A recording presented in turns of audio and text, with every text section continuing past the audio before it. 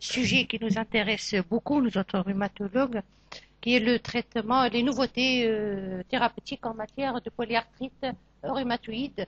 La polyarthrite rhumatoïde est certainement l'une des vedettes de ces 10 ou 20 dernières années parce que cette maladie a vu émerger sur la scène, premièrement, de nouvelles données éthiopathogéniques qui ont permis de mettre sur le marché de nouveaux traitements qui ont ouvert beaucoup d'horizons en matière de traitement, puisque les traitements dont on disposait pendant 4 ou 5 décennies étaient plutôt décevantes en matière de contrôle de cette maladie. Ce qui n'a pas changé dans la polyarthrite rhumatoïde, c'est que ça reste le premier rhumatisme inflammatoire au point de vue fréquence. Cette affection qui touche essentiellement la femme en âge de pleine activité, qui est source d'un handicap fonctionnel important et d'un retentissement socio-professionnel, puisque trois quarts des malades environ sont obligés d'arrêter toute activité professionnelle au bout de quelques années d'évolution de la maladie. Ce qui n'a pas encore changé, c'est également le fait qu'on sait que c'est une maladie multifactorielle et jusqu'à ce jour, plusieurs parmi ces facteurs ne sont pas encore bien élucidés. Et la prise en charge, malgré l'apparition de nouveaux traitements qui sont efficaces, ne saurait être que multidisciplinaire, donc associant les efforts de tous. Ce qui a changé, c'est qu'au cours des dernières années, de nouvelles connaissances éthiopathogéniques sont disponibles et une meilleure connaissance clinique de la maladie, permettant de faire son diagnostic à un stade précoce. Et enfin, l'apparition de nouveaux traitements. Et ces nouveaux traitements, par leur efficacité, ont suscité beaucoup d'espoir et ont véritablement révolutionné le cours évolutif de la maladie. Ceci a été à l'origine de l'élaboration de ce qu'on appelle des stratégies thérapeutiques, adaptées selon les cas pour assurer le meilleur contrôle de la maladie. Et l'apparition de plusieurs traitements, de plusieurs stratégies a fait élaborer par les sociétés savantes d'une série de recommandations ou de référentiels pour adopter la prise en charge la mieux ciblée, la plus précoce, pour la mieux adaptée au cas par cas, pour une véritable médecine individualisée dans la polyarthrite rhumatoïde. Peut-être un peu effrayant ce schéma, mais on sait désormais plus sur la polyarthrite rhumatoïde.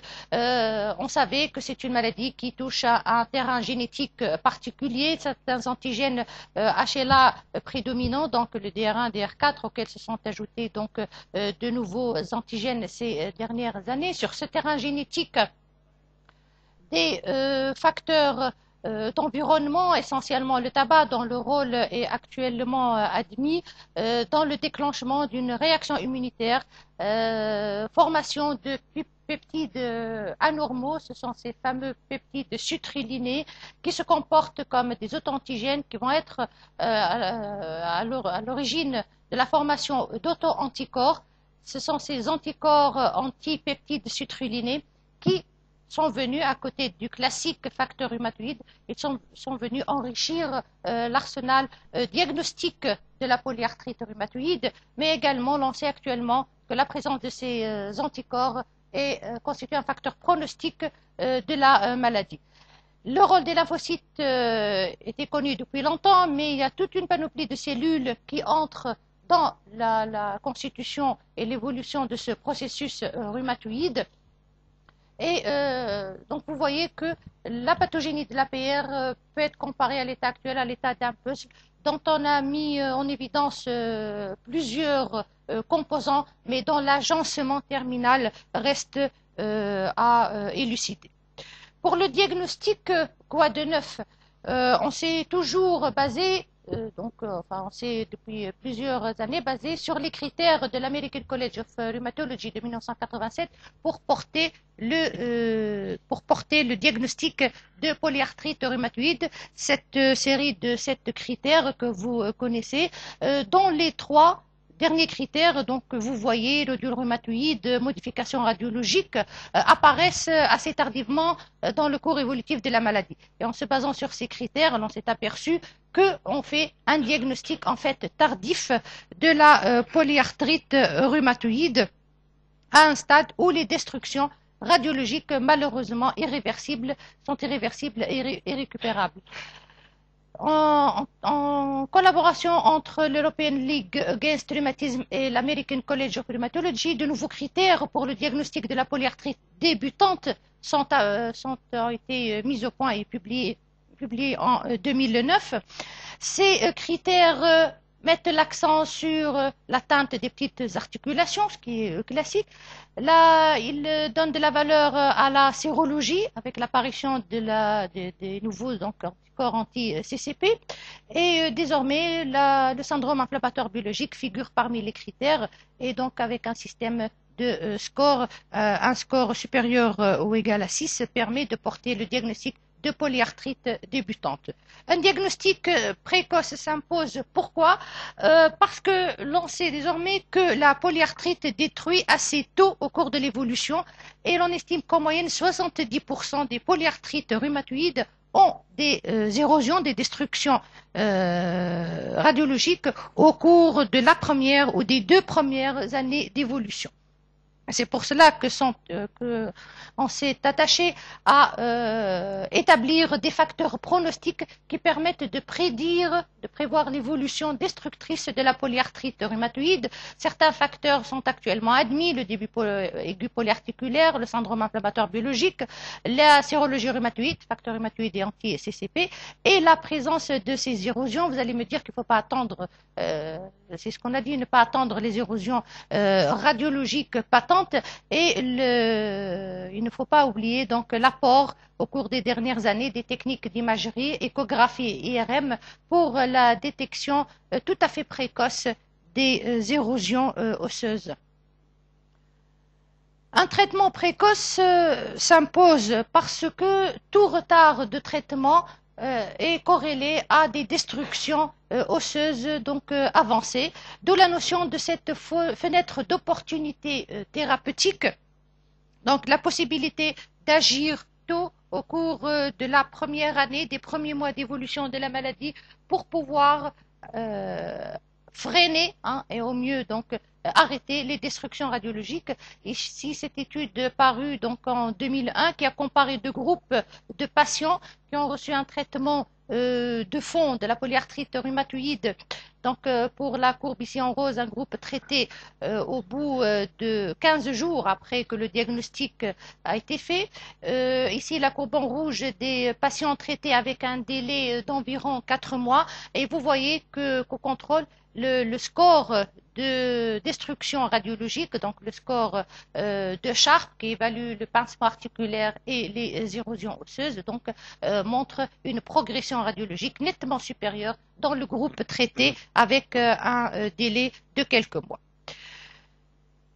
En fait, les objectifs du traitement de l'APR visent à induire et à maintenir, si possible, une rémission clinique, à contrôler la progression radiographique, l'arrêter si possible, pour prévenir l'handicap irréversible, donc dû aux dégâts osseo-articulaires, tout en n'oubliant pas, bien sûr, les complications générales de la maladie, notamment cardiovasculaires et osseuses.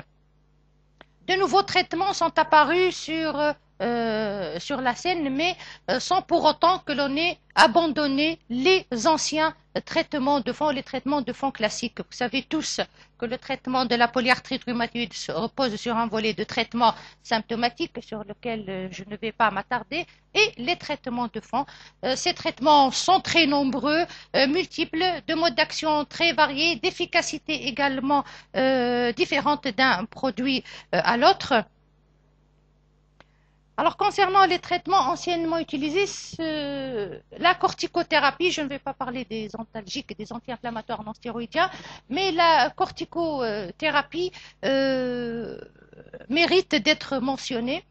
Premièrement, parce que cette corticothérapie, bien qu'elle fasse toujours l'objet d'une grande polémique, a indéniablement une action rapide et brillante dans la polyarthrite rhumatoïde et permet parfois de résoudre certaines situations extrêmement difficiles. De plus, et ce n'est pas par hasard que j'ai mis donc cette plaque parmi les traitements de fond, il a été prouvé dans quelques études, 2 études exactement au début des années 2000, que l'association d'une corticothérapie, même à faible dose, au début du traitement, donc au traitement de fond, permettait de freiner les lésions, la progression des lésions radiologiques, même si cet effet structural s'estompe au bout de quelques mois de traitement, mais il n'en demeure pas moins qu'à ce titre ou sous cet angle, l'on peut considérer donc qu'elle a un effet structural. Mais les recommandations actuelles vont dans le sens d'adopter, s'il est nécessaire, bien sûr, une corticothérapie à faible dose initiale, ne dépassant pas les 10 mg d'équivalent prednisone par jour, qu'il faudrait diminuer rapidement jusqu'à la dose minimale efficace, au mieux l'arrêter. Il ne faut pas oublier le rôle potentiellement délétère de la corticothérapie. L'effet sur l'os est connu, donc et on prévient actuellement l'ostéoporose secondaire par l'adjonction d'un traitement par bisphosphonate chez ces patients, mais il faut avoir que cette corticothérapie est nuisible même aux très faibles doses, inférieures à 5 mg par jour, notamment pour le risque pour les effets cardiovasculaires. Un mode d'administration particulier consiste au bolus intraveineux, donc qu'on réserve aux poussées majeures de polyarthrite et aux complications systémiques, notamment les lésions de vascularité. Quant au traitement de fond classique, qu'est-ce qu'il en reste? Il y a des différences au sein de ces traitements classiques, puisqu'il a été démontré dans les études de la littérature que certains traitements ne préviennent que l'évolution clinique de la maladie. Donc, ils permettent d'obtenir une amélioration clinique, mais sans agir sur les lésions radiologiques. C'est le cas de la chloroquine et de l'hydroxychloroquine, qui a gardé quelques indications, on va les voir. La dépénicillamine et l'azatioprine ont pratiquement été abandonnés du fait de nombreux effets secondaires de ces produits. Les autres traitements, le méthotrexate, de l'éphonomide, la salazopyrine, ont gardé leurs indications dans la polyarthrite rhumatoïde. La cyclosporine est pratiquement abandonnée en raison d'effets secondaires graves, notamment pour le rein. Et les sels d'or ne sont plus guère commercialisés, et du fait ne font plus partie de notre arsenal thérapeutique. Le méthotrexate, bien que traitement classique, est resté d'actualité et a même vu renforcer sa position dans les stratégies thérapeutiques au cours des dernières années. C'est un traitement de fond, c'est un antimétabolique qui agit donc en modulant le métabolisme des lymphocytes en ralentissant leur multiplication. C'est un traitement qui agit relativement rapidement puisque les premiers effets apparaissent au bout de 4 semaines de traitement avec une réponse maximale au cours des 6 premiers mois. Ce traitement agit sur l'activité clinique de la maladie, améliorant les indices fonctionnels et les indices de qualité de vie. Et l'arrêt du traitement se solde au bout d'environ 4 semaines d'une poussée de la maladie. Ce traitement a un effet structural et c'est ce qui est le plus important, puisque environ un malade sur 2 voit presque complètement freiner ou considérablement freiner l'évolution des dégâts osseux, des dégâts radiologiques. De plus, le traitement par méthotrexate, avec l'apparition des nouveaux traitements, ce traitement actuellement constitue vraiment un traitement d'ancrage des différents autres traitements et on l'utilise pratiquement tout le temps en association avec les nouvelles molécules, les nouvelles biothérapies, parce qu'on va le voir, il permet d'améliorer l'efficacité de ces traitements. Un référentiel tunisien pour la prise en charge de la polyarthrite rhumatoïde a été réalisé en 2009 avec la collaboration de plusieurs rhumatologues à l'échelle nationale et sous l'égide de la Ligue tunisienne anti-rhumatismale. Ce référentiel a été admis par les rhumatologues puis adopté par les caisses de couverture, les caisses nationales d'assurance maladie. Et ce traitement préconise l'utilisation du méthotrexate comme traitement de première intention dans la polyarthrite rhumatoïde active. Ce traitement est administré par voie orale en dose hebdomadaire. On commence par 10 mg par semaine à augmenter progressivement par palier de 2,5 mg jusqu'à une dose de 20 mg. En Europe, on arrive à 25 mg. Ce traitement peut être administré par voie injectable en intramusculaire ou sous-cutanée, ce qui permet d'améliorer sa tolérance digestive. Et bien sûr, l'administration de ce traitement se fait en association avec les traitements symptomatiques de la maladie. Et ce traitement impose une surveillance, notamment des effets secondaires hépatiques, rénaux et hématologiques. Alors, on a dit PR active. Actuellement, on suit de très près les polyarthrites rhumatoïdes et l'activité est appréciée par un score, donc le DAS 28, le Disease Activity Score, qui donc le 28, donc c'est le nombre d'articulations évaluées, donc raideur matinale, nombre d'articulations douloureuses, gonflées, appréciation par le malade de sa maladie, les valeurs de vitesse sédimentation et de CRP. Rassurez-vous, on ne fait pas le calcul à chaque fois, donc selon cette équation, mais sur des petites calculettes, en rentrant les valeurs, on a la valeur du DAS 28 et on parle de PR active lorsque le DAS 28 est supérieur à 5,1 ou alors lorsqu'il est supérieur à 3,2 avec des signes d'inflammation clinique biologique ou alors en cas d'une PR avec une progression radiologique sur 2 radios. Le deuxième traitement de fond qui a gardé sa place, c'est la sulfasalazine ou salazopyrine, donc molécule qui est constituée par la conjugaison d'un sulfamide et d'un salicylé, initialement préconisé dans le traitement des antiroculopathies chroniques et qui a été appliqué au traitement de la APR sans que l'on connaisse du tout son mécanisme d'action. Elle est administrée par palier progressif jusqu'à une dose quotidienne de 2 à 3 grammes par jour, moyennant une surveillance hépatique et hématologique. Le léflunomide, un autre métabolique apparenté, si vous voulez, au méthotrexate, garde également son indication dans la polyarthrite rhumatoïde, notamment en cas d'échec du méthotrexate, et il est administré par voie orale à la dose de 20 mg par jour, imposant à peu près les mêmes règles de surveillance que le méthotrexate. On a dit que les antipaludéens de synthèse qui sont dénués d'effets structurels dans la polyarthrite rhumatoïde gardent quelques indications. Ceci est le cas des polyarthrites peu actives, débutantes peu actives, non destructrices, ou alors lorsqu'il persiste un doute quant au diagnostic de polyarthrite rhumatoïde. En cas d'échec des monothérapies, des associations de ces différentes molécules peuvent être préconisées. Alors, différentes associations de 2 ou 3 produits ont démontré leur efficacité ou leur supériorité par rapport aux traitements en monothérapie. Donc, ceci pour ce qui reste des traitements classiques et qui gardent leur place actuellement. Quant aux nouveaux traitements qui sont apparus ces dernières années, ces traitements se fondent sur des bases physiopathologiques démontrées. L'on sait actuellement que des antigènes, des auto-antigènes sont anormalement présentés aux cellules présentatrices d'antigènes, lymphocytes B et macrophages, qui vont susciter une activation importante des lymphocytes T. Ces lymphocytes T vont migrer en masse vers les articulations, sécrétant des médiateurs d'inflammation, des cytokines qui vont recruter des cellules professionnelles de l'inflammation et cette inflammation synoviale devient incontrôlée et source de dégâts articulaires. Ces cytokines, plusieurs ont été identifiées au cours de ces dernières années et on en découvre de plus en plus. Les 3 cytokines clés de l'inflammation rhumatoïde qui ont été mises en évidence, c'est le TNF-alpha, tumor necrosis factor alpha, l'interleukine 1, l'interleukine 6, mais beaucoup d'autres ont été mises en évidence par la suite, l'IL-15, l'IL-17, l'IL-18, etc.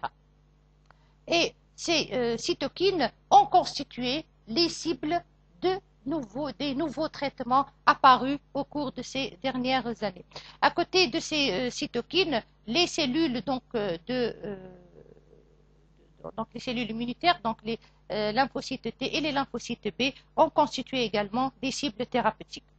L'apparition de ces cytokines pro-inflammatoires qui sont détectées à des concentrations très importantes dans le sang et dans le liquide articulaire des malades est associée à une diminution des cytokines anti-inflammatoires provoquant un déséquilibre de cytokines en faveur des pro-inflammatoires et ces biothérapies visent à rétablir, si on veut, cet équilibre cytokinique. Les produits disponibles actuellement sur le marché, particulièrement en Tunisie, sont des anticytokines qui donc ciblent le TNF-alpha, une anti-récepteur à l'interleukine 6 est en cours d'introduction et sera probablement disponible dans les prochains mois. Une anti-EL1 donc est disponible en Europe et n'est pas commercialisée en Tunisie. Un produit anti-lymphocyte B, donc l'anti-CD20, c'est le rituximab, est disponible actuellement en Tunisie. Un autre produit, donc anti-lymphocyte T, l'abatacept, ne l'est pas encore. Je n'insiste pas sur le rôle délétère du TNF qui agit à la fois sur les ostéoclastes provoquant les résorptions osseuses, les synoviocytes avec l'inflammation et les chondrocytes provoquant les dégâts cartilagineux de la polyarthrite. Les agents bloquant le TNF. Donc, ce sont des produits de deux types dans les produits actuellement disponibles, soit des anticorps anti-TNF qui sont des anticorps monoclonaux, il y a des anticorps chimériques, il y a des anticorps qui sont totalement humanisés. Ces anticorps ont la capacité de se fixer, donc ce sont des anticorps en jaune, donc le schéma, des immunoglobulines avec les chaînes, donc les deux chaînes. Ces anticorps vont se fixer sur le TNF, empêchant donc ainsi son action sur les récepteurs membranaires et comme ça, donc, il ne peut plus transmettre le signal cellulaire. Le deuxième type d'anti-TNF disponibles sont des récepteurs solubles. Ce sont des récepteurs donc, qui circulent dans le sang et qui vont, en se complexant au TNF, donc empêcher qu'il se fixe sur son récepteur physiologique sur les membranes cellulaires. Alors, en plus de leur affinité pour le TNF-alpha, ils ont une petite affinité pour le TNF-bêta, ce TNF qui est impliqué dans les défenses contre l'infection. C'est ce qui explique peut-être en partie donc, la susceptibilité aux infections des sujets traités, des patients traités par anti-TNF. Alors, les trois produits disponibles actuellement en Tunisie, le Rimicade est un traitement qui est administré par voie intraveineuse en perfusion à 0, 2, 6, puis toutes les 8 semaines, donc un nombre total environ de 7 perfusions par an. L'étanercept, donc c'est un récepteur à l'anti-TNF qui est administré par voie sous-cutanée 2 fois par semaine, qui est commercialisé par les laboratoires Pfizer. Humira, donc c'est l'adalimumab, donc un anti-TNF administré en injection une fois tous les 15 jours. L'efficacité, je ne vais pas trop m'attarder, je vais juste citer une ou deux études. L'efficacité clinique de ces anti-TNF est à peu près comparable. Toutes ont fait l'objet d'une série d'études randomisées, contrôlées. Toutes les études ont comparé l'association anti-TNF méthotrexate au méthotrexate seul dans des polyarthrites donc résistantes au méthotrexate et les résultats obéissent à peu près donc à ce profil. Donc ici le groupe traité par méthotrexate seul, donc plus placebo puisqu'ils n'ont pas reçu l'anti-TNF, et là les patients ayant reçu l'anti-TNF, ici l'infliximab dans cette étude à différents dosages, mais vous voyez que avec n'importe donc laquelle des doses reçues, les résultats en termes d'amélioration, donc les critères de l'ACR d'amélioration, donc amélioration de 20 à 50 ou 70% des paramètres cliniques, donc cette amélioration est nettement supérieure dans les groupes ayant reçu l'anti-TNF. Ces produits ont un effet clinique, mais également un effet structural très important, puisque là, vous voyez également l'exemple de l'étude avec l'infliximab.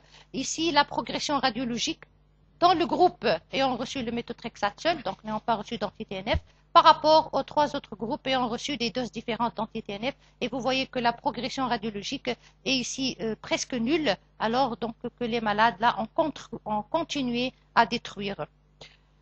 À peu près les mêmes résultats ont été obtenus avec le deuxième donc anti-TNF, l'étanercept. Même chose donc pour le troisième produit dont on dispose également en Tunisie. Je ne vais pas m'attarder sur ces résultats. Ces 3 produits ne sont pas les seuls disponibles actuellement. Il y en a toute une série donc commercialisée en Europe ou ailleurs. et la série s'allonge donc au fur et à mesure. Ces produits sont préconisés dans le traitement des patients atteints de PR confirmés, actives, résistantes au traitement de fond, généralement le méthotrexate, en l'absence de contre-indication à ces produits. Et je rappelle qu'il n'y a pas de hiérarchie de prescription, l'efficacité est à peu près comparable pour tous les produits. Ces produits ne devraient pas être, enfin, doivent pas être administrés chez des patients donc, en présence d'infections, que ce soit des infections apiogènes ou alors et surtout une infection tuberculeuse dans un pays d'endémie comme le nôtre, imposant un dépistage rigoureux avant l'administration du produit. Enfin, les autres contre-indications, l'atteinte insuffisance cardiaque ou les antécédents d'atteinte démyélinisante du système nerveux central. On dispose également donc actuellement d'un produit, le tocilizumab, c'est un antirécepteur l'interleukine 6 qui n'est pas disponible sur le marché mais qui fait l'objet d'un essai donc, clinique de phase 4 et qui va être probablement prochainement commercialisé. Ce produit donc a été utilisé comme ce qu'on a vu tout à l'heure pour les TNF, donc en comparaison avec le méthotrexate, en association avec le méthotrexate comparativement au méthotrexate seul, et les résultats donc toujours probants sont nettement en faveur de l'efficacité de cette anti-IL-6. L'anti-IL1, donc le Kineret, n'est pas commercialisé en Tunisie. Il a été utilisé en association avec les traitements de fond classiques avec une nette amélioration des résultats. On dispose actuellement également d'un anti-lymphocyte B, le rituximab, qui est commercialisé sous le nom de Maptera, administré à 2 injections intraveineuses espacées de 15 jours, à renouveler éventuellement au bout de 6 mois en cas de nouvelles poussées de la maladie. Les résultats dans les essais cliniques, même chose, donc en termes d'amélioration clinique. Donc la bande ici en noir, le rituximab, comparativement au traitement donc, placebo, donc les résultats en termes d'amélioration sont nettement supérieurs. Un autre produit disponible en France, un anti-lymphocyte T, l'Orencia, ne l'est pas encore en Tunisie. Donc l'utilisation de ces biothérapies permet actuellement, et c'est pratiquement les seuls produits qui permettent un arrêt quasi total de la progression radiologique, et ceci est vrai pour les 3 anti-TNF ici et l'anti-IL6. Mais est-ce que ça justifie l'utilisation précoce des biothérapies? Ces traitements ont un coût. Elles ont une efficacité et j'ai essayé là de rapporter à peu près donc le coût en dinars tunisiens de ces produits, et lorsque l'on compare le coût mensuel des anciens traitements de l'ordre d'une dizaine de dinars, les biothérapies coûtent aux alentours de 2000 à 3000 dinars par mois donc en Tunisie. Alors, quels sont les malades chez lesquels on préconise le traitement par anti-TNF selon les recommandations tunisiennes? Donc, une PR confirmée, active, ayant résisté à au moins 2 traitements de fond, dont obligatoirement le méthotrexate à dose efficace. Alors, certains cas particuliers donc, de PR chez lesquels on ne peut prescrire aucun traitement donc, de fond classique en raison de contre-indications peuvent faire l'objet de prescriptions d'anti-TNF. Et que faire en cas d'échec d'un anti-TNF? Soit associer le méthotrexate s'il n'était pas déjà administré au malade. Si l'anti-TNF est déjà associé au méthotrexate, en cas d'échec, on peut soit augmenter les doses, soit rapprocher les prises, donc ce qui revient à peu près au même, soit passer à une autre classe thérapeutique, et en Tunisie on dispose actuellement du rituximab. On a essayé de faire des switches dans différentes études, un switch d'un anti-TNF vers un autre. Les effets donc obtenus ne sont pas tout à fait spectaculaires. Alors, est-ce que ce sont des produits dangereux à long terme? Le risque infectieux existe, les infections sont rares certes, mais quand elles surviennent, elles sont sévères. et notamment les infections tuberculeuses, ce qui impose un dépistage rigoureux. Et tout stigmate d'infection tuberculeuse impose une prophylaxie par un traitement antituberculeux de quelques mois avant de débuter la biothérapie. Le risque de cancer dans les registres internationaux disponibles actuellement, l'on sait qu'il y a une augmentation de la fréquence des lymphomes au cours de la polyarthrite rhumatoïde, mais ce chiffre n'est pas n'est pas augmenté par les biothérapies. Quelques cas de cancer cutané ont été décrits. Pour les cancers solides, il ne semble pas qu'il y ait une augmentation de leur fréquence sous biothérapie. Alors, je m'excuse, j'ai été un peu longue, mais voici à quoi on doit s'attendre dans le futur si on veut faire le listing des biothérapies, puisque ces différentes cytokines, différentes cibles cellulaires font actuellement l'objet d'études. C'est un véritable